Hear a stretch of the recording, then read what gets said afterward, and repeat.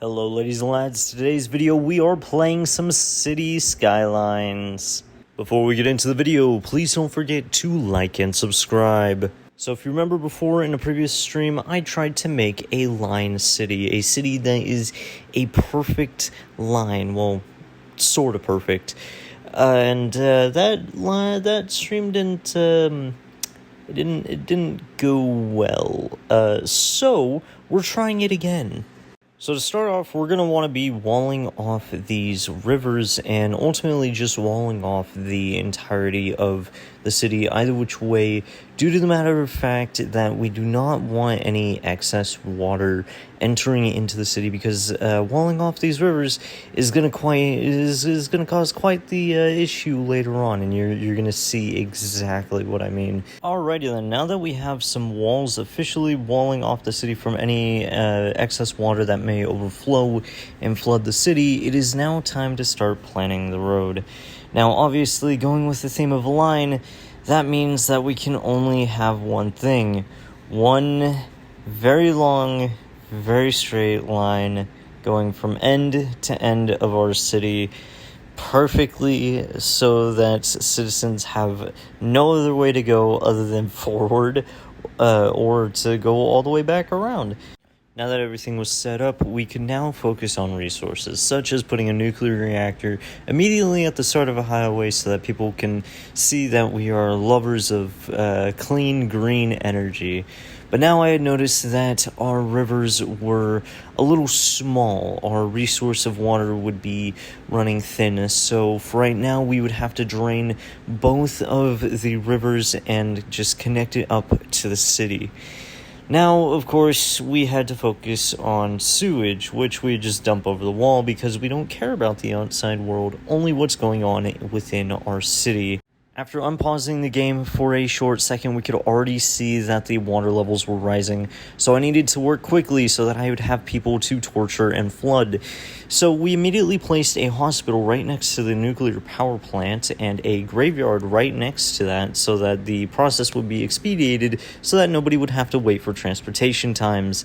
We then proceeded to go ahead and place a police station right next to the nuclear power plant because mutant police sounds metal. Then I placed an elementary school next to the graveyard so that the children would go ahead and see what their future holds. Now we just needed to place down a bunch of residential zones, which I had done by using the select tool to go ahead and just place down as much as I could along the road. Afterwards, it was all about expansion. I needed to expand the city so that we could get more citizens and to hopefully complete the line. It had taken me to this point to realize that in order for citizens to merely cross the street to go to work or to go home from work, they would have to drive all the way down to the end of the line to turn around to go all the way to the other side of the street, which is absolutely fantastic for us and absolutely torturous for them. After beginning expansion past the first river, I immediately noticed that the outside world was beginning to flood a lot faster than expected, so I immediately started beefing up the wall in order to ensure that it would not touch my citizens just yet. With the walls secure, it was back to expanding the city by adding in more commercial and residential zones, while also watching the world flood. So while I was watching literal islands form right in front of me, I decided to get back to what I was doing, beefing up walls and expanding the city. After noticing my citizens were running low on water, I immediately had to start draining the next river. However, I had also noticed that this was not going to last very long, so I had to break some rules and kind of dig in a little area at which we could start draining some of the water from the outside world. I would ultimately only put one pump here, though, simply because I didn't think I would need more. You'll find out later, I was very wrong. At this point, I could see the writing on the wall. Things were going to turn south real quick. So I began immediately preparing for the end by placing down some helicopter depots to go ahead and prepare for this inevitable end that was going to be coming to this city.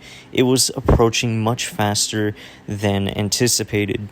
And before I could finish preparing for the end and finish expanding my city, I immediately noticed a tsunami heading our way. A tsunami that was totally definitely not planned and totally definitely not placed by me, and thus I had to prepare for this incoming wave that would inevitably flood my city. This massive tsunami, which turned out to be a big disappointment and very anticlimactic. I mean, we were very lucky that the wall was there in order to stop the massive wave from colliding with our city. Ultimately, the wall had saved us from this horrible tragedy that was definitely going to hit us and didn't get slowed down by the massive landmass that was blocking it. Yeah. And now it was time. Our final preparations were being put in place, and we were finally going to see the end of this beautiful, beautiful city. And the end began with the flood walls suddenly, just randomly, definitely, totally just by themselves opening up, allowing for all the water to flood into the city. With the water returning back to the riverbanks, it was only a matter of time before the city would be fully destroyed, especially since a wildfire had broken out. And not only that, but earthquakes were raging in the city. This was truly the end of times. Next thing I knew, meteors that were totally definitely random and a thunderstorm that totally happened on its own began striking the city. Now we were beginning to lose power and water as a tornado had began ravaging it through the center. Somehow, for some genuine random reason, going along the line, we were only left with the ruins of the city remaining.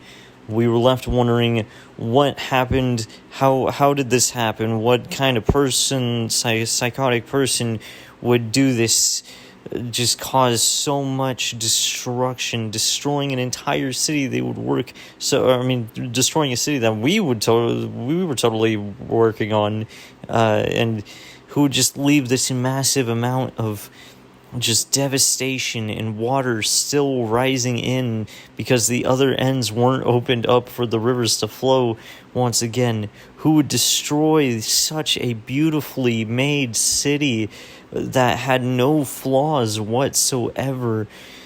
We were just left to wonder what kind of monster would do this? Who would leave these commercial buildings with no customers around? Who would destroy such a beautiful sight? Who would ever... Okay, that bit's getting old. Yeah, so the city's destroyed and everything's gone, and except for the tail end of the city, which I forgot to absolutely obliterate. I totally left that for content reasons. Anyways, the city's destroyed, everything's gone, and that was my journey with making a line city here on City Skylines. I'd like to thank you all so very much for watching the video, and that's going to be all for the video for today, guys and gals, ladies and lads, and I will see you all later. Bye!